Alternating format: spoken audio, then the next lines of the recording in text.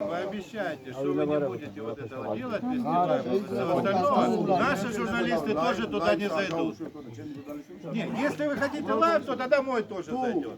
Если вы хотите просто поговорить, уберу лайв, и я уберу журналистов. И все. Нет, еще раз говорю, что я хочу с вами поговорить с вами. Я не хочу участвовать в шоу.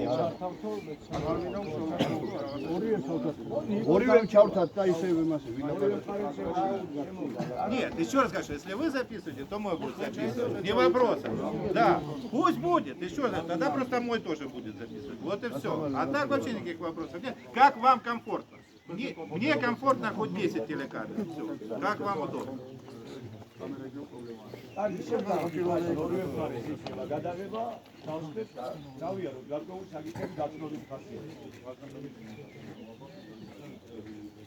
Пошли съемку.